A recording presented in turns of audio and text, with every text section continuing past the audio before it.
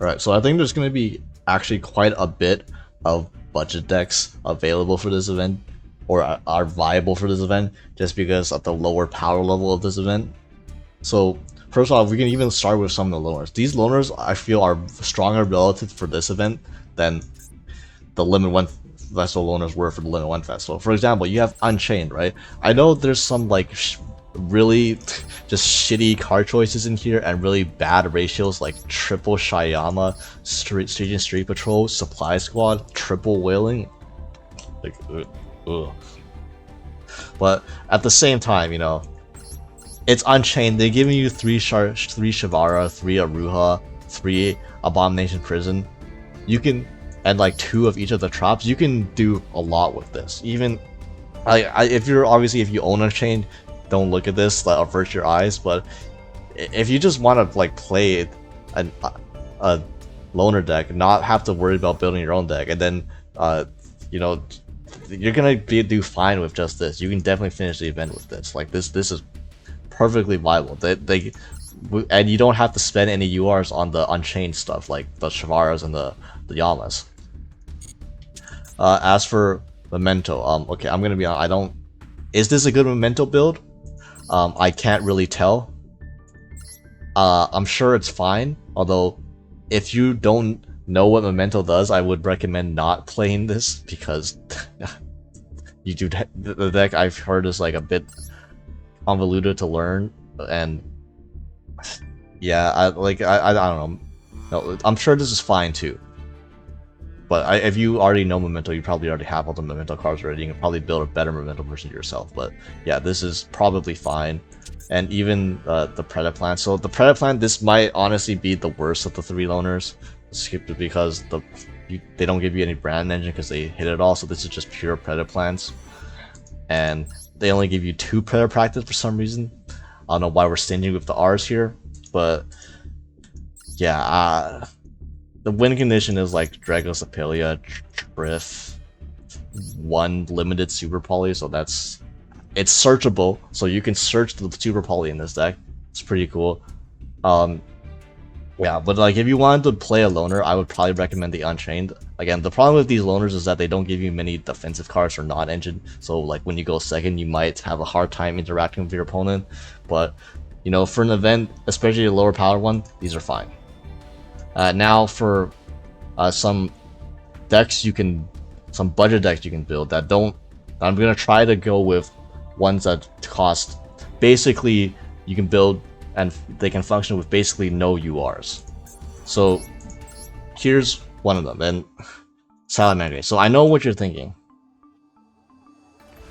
Salamangreat, didn't the new support come out? Well, yes. However, the new support is not budget. If you own the new support, and if you pulled the new support, go ahead, play Salamangreat with new support. It's one of the best decks. However, that is not budget, and that does not fit the theme of this video. And as you can see, I am a poor fuck, and I don't own any of the new Salamangreat cards. So if you're wondering why I haven't made a fucking combo guide or like a video on Salamangreat yet, well, this is the reason why. Thank you, Konami. I still got 1, 2, 3, 4, at least 4 copies of Ultra Rares that I don't own yet. Oh, and I need 2 Power Phoenix, so yeah, I actually need 5 more copies of Ultra Rares. Jesus Christ, Konami, come on, man. I just want to play my budget CYBERSE deck. But yeah, Salamangreat. This is, without the new Salamangreat support, you're going back to an old school, old style Salamangreat support. Old style Salamangreat, which is Sunlight Wolf plus Trap Control, with a Promethean Princess engraved too. You don't need Promethean Princess, obviously.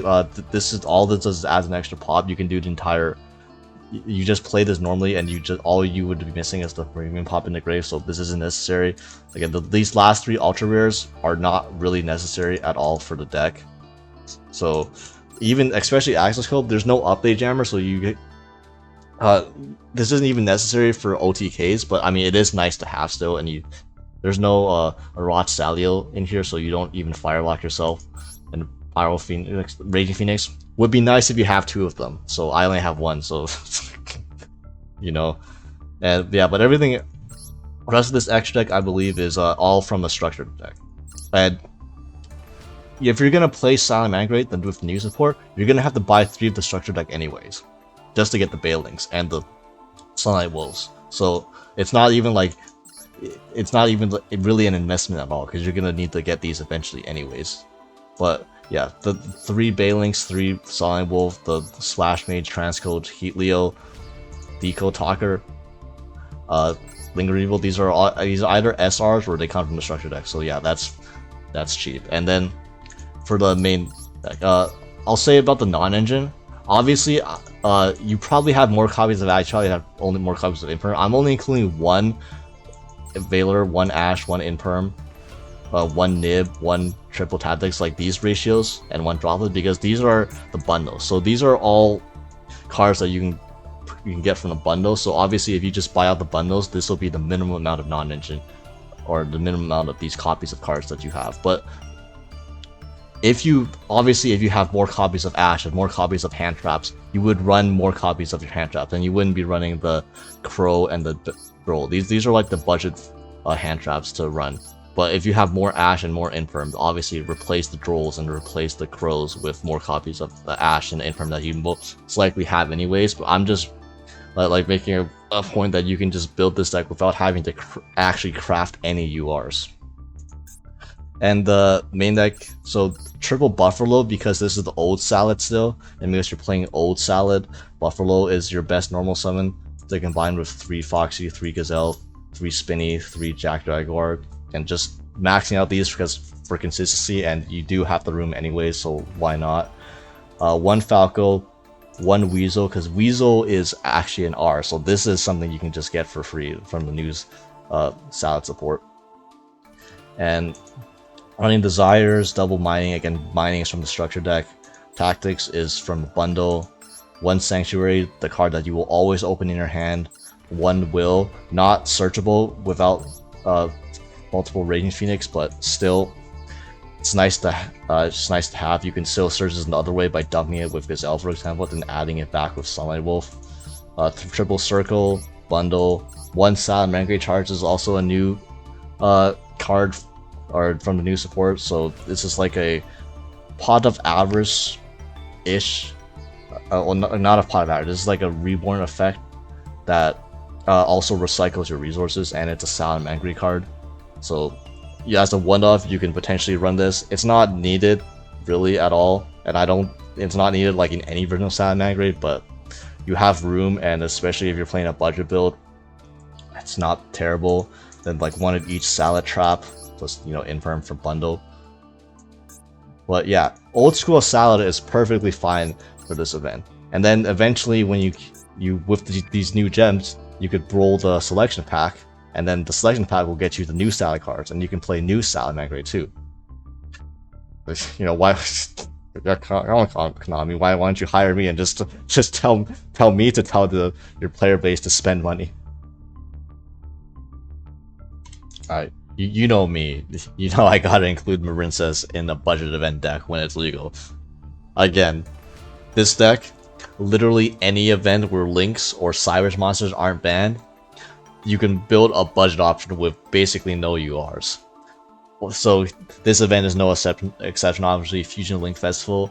And again, for the non-engine, I just put these in because these are the cheapest ones, the SRs, and then these are the minimum copies of the hand traps, where if you don't craft a single UR hand trap, that you will at least have these from the bundles, like as so. But obviously, if you have more copies of these cards, like Infirm, Valor, Nibiru, which you most likely do, then you can replace the other budget non-engine I put in. Like, you can replace the Chalices, the Crows, the Drolls, the stuff like that for better hand trap that you already own. But the point is that you don't need any of that for this to be a functioning deck. And for the Marincess core, there's actually no hits to Marincess at all. Surprisingly, like I was honestly surprised given that, like, how many decks they hit this for this event. So that means you can run the full 3 copies of Seahorse, one of the best extenders in the deck. 3 Marincess Blue Tang, the best normal summon. 3 Pascalis. This is the Marauding Captain, just special summons another Marincess for hand on normal summon. Basila Lima. This is like Brand opening in the grave, so if you have enough extenders, you can dump this to the grave with Blue Tang and then just have a destruction protection while doing your play, so that's cool. Triple Serene, this is the best extender because this is the only Marincess extender that doesn't require you to control Marincess card in order to summon it. And Sleeping Maiden, Sleeping Maiden is more important if you actually own Aqua Argonaut, since this can make Aqua Argonaut live without even getting back access to Battle Ocean. But it's an extender. The only problem is that this is a level 5, so it's not actually a starter, unlike every other Marincess monster. But it's still fine to run, especially if you own Aqua Argonaut. And then 2 Mandarin, because this is a budget build, so you have space. And Mandarin, it's just a free extender if you control 2 more Marincess monsters. And if you run 2 of them, that means you can use 1 on turn 1, and then you still have another 1 available as follow-up if you don't recycle it with, say, your Opal Reef.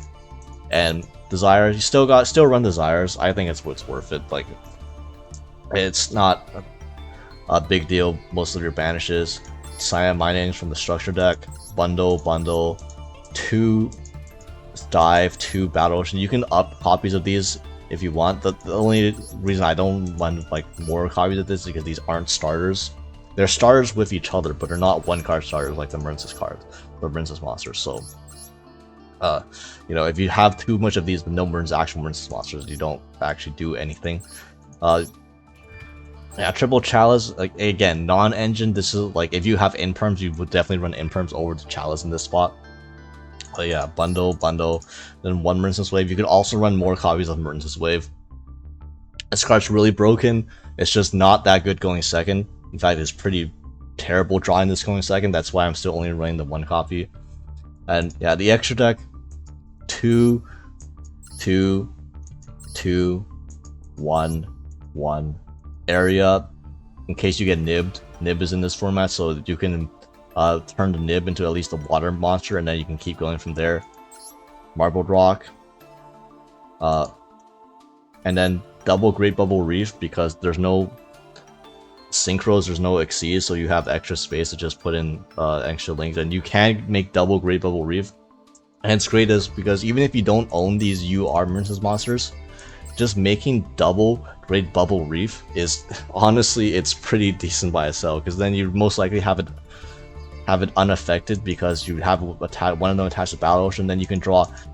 The draw effect is not a hard once per turn, it's once per copy. So if you make 2 of these Bubble Reefs, you can basically just draw 2 cards every standby phase, while boosting these guys' attack to like a high degree while being unaffected because of Battle Ocean and Crystal Heart. It's really like actually quite strong. I've made double Great Bubble Reef setups in like legit standard formats. And obviously I own the other Marincess URs too. But yeah, if you own the Marincess URs, Coral Triangle searches Marincess Wave, so you always want to go into this turn 1. And it also provides, this is a soul charge by the way. If they clear your field somehow, you get to summon back 3 link ratings of link monsters. So you summon back this and this, and an enemy also is just another revival. So it's essentially just soul charge follow up. This card's pretty broken. And then Aqua Argonaut is a spell trap negate. Only on your opponent's turn. Keep that in mind. That's an important thing. This isn't a spell trap negate on your turn. This is why this deck sometimes struggles with back row matchups. And Zealantis. If you own Snake Eyes, and you like what Zealantis does for Snake Eyes, you're gonna cream your pants for what Zealantis does when you waterlock yourself and banish your opponent's monsters permanently. Yeah, again, this is as budgeted as this deck will look. Your build of Marincess is probably gonna, like, 99% of the time, look even better than this, because you're gonna own more copies of these stable hand traps than just the minimums you can get from bundles. So a recurring theme with the budget decks this time around is structure deck. And here we have yet another one, the Dragonmaid structure deck. And this event is perfect for it, because Fusion and Links just happen to be the 2 extra deck mechanics that Dragonmaid uses. And this deck is, basically you can just make this out of 3 structure decks. And once again, the non-engine, I'll provide you the core of the deck, and the non-engine and the hand traps can just be whatever you happen to own. this is again just the minimum from either SR rarity or below, or from the one from the bundles. But yeah, for the dragon, there's no need to really complicate things. You just run 3 of each of the good main deck Dragonmaids. I'm sorry, my kitchen lovers. Kitchen Dragonmaid is unfortunately not actually good in normal Dragonmaid decks. This card is much better in literally any deck that's not actual Dragonmaids. But for if you want to actually play like pure Dragonmaids, then these normal summons are better for you. Chamber and Parlor are the best ones because these were 1-card spheres, and that's why you also run Black Metal Dragon, because Black Metal Dragon is a 1-card sphere. So between these 9 cards, you're gonna have like 9 copies of ways to get to 1-card Hieratic Seal, and Hieratic Seal is the entire engine of your deck. So yeah, the Kitchen Dragonmaid is not as good because Kitchen Dragonmaid is not a 1-card, but Kitchen Dragonmaid in combination with any other Dragonmaid card, so it could be any of these, or it could be a Hospitality, that gets you a 2-card spheres, and you really just want to get the spheres to get your engine rolling. Since spheres will then, it's an interruption, but it also summons, it gets a Dragonmaid from your deck. Most of the time it's going to be Nurse, which Nurse is going to summon back the Dragonmaid that you start your first turn with, and then you get 2 bodies, and then it's in a battle phase, so you're going to tag out and then tag out into your big bodies, and then recycle your made monsters, and you actually do maintain a lot of advantage and a lot of follow-up. You just got to survive 1 turn. If you can survive your opponent's first turn, then you have all the follow-up and all the advantage in the world to just drown your opponent in it. The big dragons are running 2 level 8s and 1 level 7. Again, Nudiarl is cool. It's like a kind of a DD Crow effect, although it's not a quick effect, and it's probably the worst one. You don't want to brick on too many dragons, and you're literally only running 1 target for the level 7, which is Nurse Dragonmaid, and Nurse Dragonmaid isn't a starter. It only works. It summons a Dragonmaid monster from your grave. So obviously it doesn't need setup. So you don't want to open with this. This is the card that you mainly want to access off of spheres. So because you're only running 1 level 2 Dragonmaid, and Ernest only summons off of the level 2 Dragonmaids, you don't want to run multiples of Ernest. And then Tenkek and Lorepar. Lorepar is pretty nice. Lorepar is literally just an imperm on your turn, so it does something. And Tenkek lets you run over stuff, so it's fine. You get over towers pretty easily. Red Eyes to go with the Black Metal. Also, this may not be necessary. However, in a budget build, this actually is pretty decent because it lets you run Gamma. Gamma is a decent hand trap for budget build since it's just a super rare. And then the Driver also lets you just summon the Black Meteor Black Dragon for free, and that helps you get seals, and it also is a level 6 a searchable level 5 or higher dragon monster, which is important for making Shell, because Shell needs a Dragonmaid monster and a level 5 or higher dragon monster, so having an additional search target for the Black Metal Dragon, which by the way, not a once per turn. So 1 Black Metal Dragon searches you Red Ice Dark Metal first, and then the Dark Metal brings back the Black Metal, and then the Black Metal will search you this again. You don't have to summon it, you can just use it as fusion material if you want, but you can also summon it too if like your Dark Metal okay, well if it gets negated that doesn't really work, but point is it's you can make use of this even if you don't summon it. And then 3 Hospitality and 3 Tidying. And Tidying's like the other best card in the deck. It's Interruption plus follow-up because it just summons back Dragonmaid monsters from the grave on the following turn after using the bounce one of your opponent's cards, so really good there. Hospitality, because this is a pure build and you're running 9 actual Dragonmaid monsters, so Hospitality works very well with all of these. Hospitality plus either part of it or Chamber gets you seals plus Tidying turn 1, which is honestly an FTK this format. It's as much of a meme as Seals passes. Seals pass in a low powered event where a bunch of your opponents are going to be playing link decks themselves. I mean, it's pretty damn good having 2 bounces that provide you infinite follow-up on the next turn. And one changeover is the fusion belt. You only need one of this. You don't want to clog multiples of this. I don't think people are going to be running Crow, so you don't really have to worry about this getting crowed out of the grave. And then, yeah, this is just all budget stuff. Bundles, bundle URs, and Chalice to, more cards that help going in second. And for the extra deck, the only things that matter in the extra deck are, there's only 4 monsters that matter in the extra deck for a budget build. So once Dragon, you need to link one Dragon monster to link off your Dragonmaid monsters into, so that you can revive them with your revival spells. So that's why you run the one Striker Dragon. That's how you make the 1-card spheres. And then obviously you run seals. This is from structure deck, so don't worry about the UR, this being the UR or anything. 3 house and 2 shell. You don't need 3 shell, because shell, when it negates something, it just puts it back into the extra deck. So like if something puts itself back, then it summons out a house. So like the general rule is always have 1 more house Dragonmaid than you have shells at least, so you can negate an extra time with shell.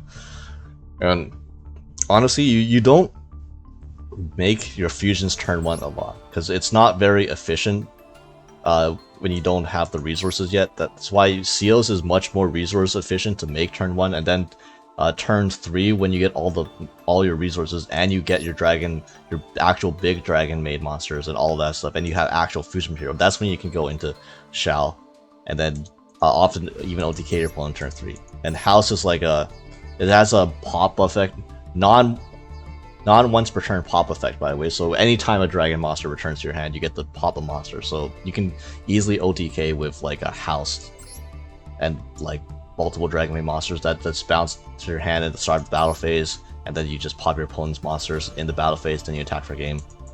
Yeah, none of the other link stuff doesn't really matter. You don't need access code. This is just all random charmers, like 1 charmer for each main deck Dragonmaid. Makes sense, I would say.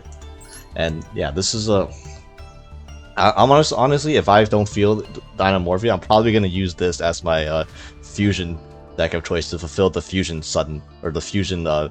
missions for the event. Oh yeah, this card is Twin Triangle Dragon, for anyone wondering what this card is. This is not important at all. It's just 2 level 4 dragon monsters, and you summon it and it revives a level 5 or higher monster. So it turns 2 dragons into a link 3. That's basically it. It's a dragon link climbing tool. Alright, the CYBERSEs are back at it again with a blind second OTK build. Unga Boonga, summon terahertz into your opponent, attack, send multiplication. Boom. That's pretty much this is a pretty straightforward build, and this isn't the only way you can build it, and this isn't the only monsters that you can run. I've displayed here every single CYBERSE monster in the game, and the majority of these you can probably swap out any single monster in the main deck for any single monster shown here, and it'll probably be fine. You can even play an Ad Ignister build if you own the Dark Templar UR and stuff like that. But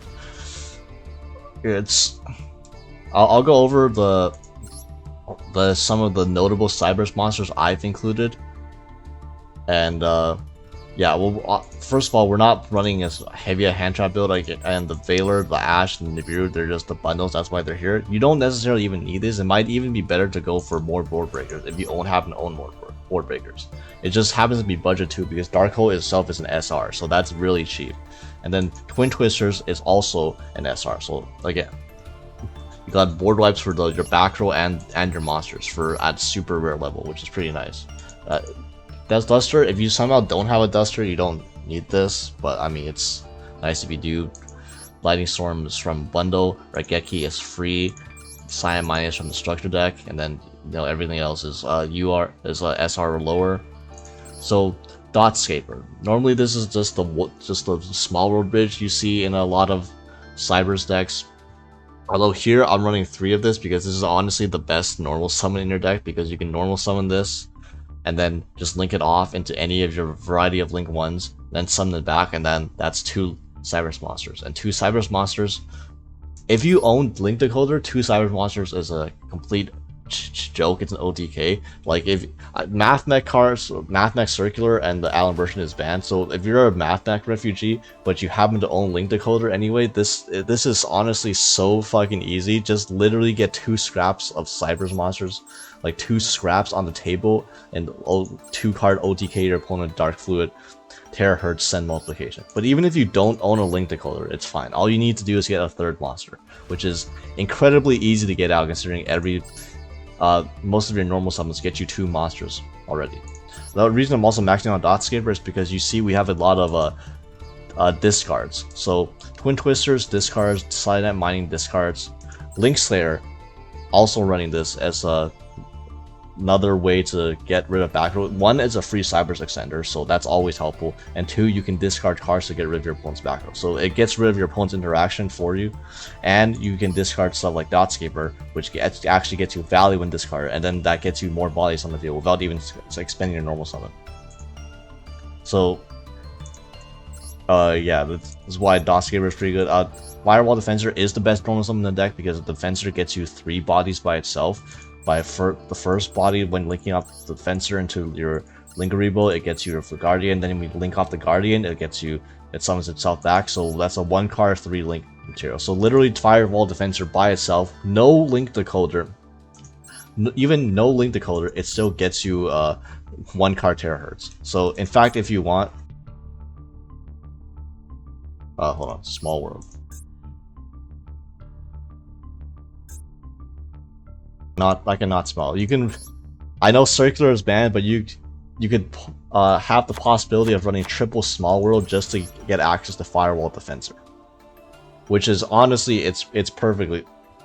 It's not bad, bro. Like just getting your best CYBERSE monster out your deck, and of course Small World isn't as good here because you're not running as many hand traps, so you're gonna have to adjust the build if you want to play Small World in it by running more hand traps, so you actually have more Small World Bridge and Small World Father. Because Small World with a bunch of board breakers doesn't actually work so well, but it is an option to consider.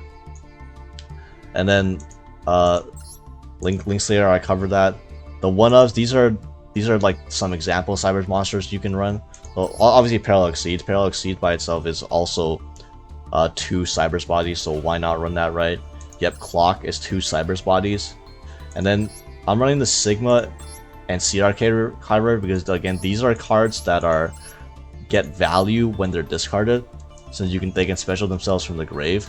So you can discard them with your numerous discarding cards and effects, and then you can get free value and free bodies out of these. So that's nice. EMP Mailmine is a new CYBERSE monster from the new pack, and basically if there's a Link monster on the field, you can just summon it as an extender, and because of the existence of Link 1s, you will always have a Link monster on the field, so this is always a free extender. And then when you just link off your Link 2 monster, or if your opponent removes your Link 2 monster, you can banish this from the grave, and then bounce a card your opponent controls. So that's really nice. This is honestly probably the best extender. Unlike CR Kyber and Sigma, it doesn't get value. It gets value when discarded because it has a graveyard effect, but it doesn't get you an extender when you discard. So that's why I'm only running this out 1 to show that it's an option. But yeah, if you want a CYBERSE extender, this is probably your best bet, and you don't care about the levels because there's no exceed, so like levels don't matter. Multiplication. This is for the OTK with Terahertz. Then Gachiri, not really needed if you don't play access code. Which if you don't have access code by now, I'm probably consider getting it. But yeah, this is mainly for when you do the access code play. You chainlink 1 Gachiri, chainlink 2 access code. They can't respond, and then Gachiri makes your access code unaffected. Then you just pop your opponent's field. Update Jammer is banned, in case you're wondering. So that's why there's no Update Jammer, which is why the access code Update Jammer OTK isn't your main way of OTKing. So access code isn't actually the part of every OTK line now. In fact, you're probably gonna do majority of them through Terahertz.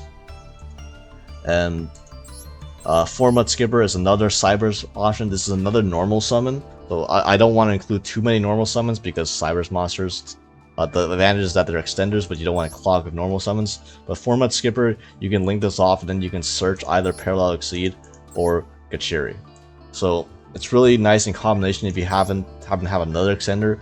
Then Format Skipper can get you Rikachiri, so you can force through the access code play, or you can just search Exceed, and then that gets you a double extender. You can extend through anything. So yeah, that's just a bunch of CYBERSE monsters you can run. You can adjust the ratios how you see fit, or like how you want, like personal preference. Doesn't exactly matter. just don't get nibbed and you'll be fine. Also, yeah, we're running Gamma plus Delta, 3 targets for the one driver, because this is a blind second deck, and this is the best hand trap only second, and it's budget because it's SR. So yeah, the extra deck, half of this stuff doesn't really matter. Link Spider is for nib. Almarod's not even necessary, because all your CYBERSE bodies can just link off into Linkaribo anyways, so you don't even need this if you don't happen to have this UR. Link Decoder is really nice, not necessary, but really helps a lot.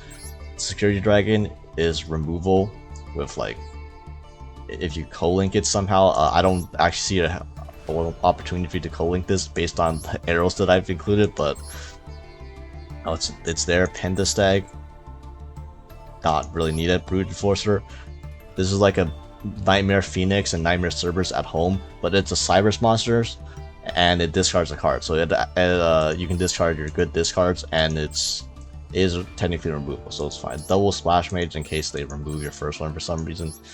Go Crystal Heart to bring back your transcode. Double transcode, not you never go with the double transcode. If they remove your first one, you're probably not going to be able to get to the second one anyways, but you know, but whatever. Heat Soul, structure deck. You don't go into this as much because you're blind seconding and you want to kill them, so most of your OTK lines don't involve Heat Soul. Access code, boom, pop, terahertz.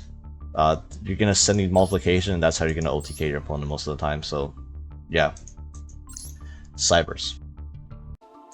And we have Ninjas, which is yet another deck that you can just buy 3 structures and play immediately into this event.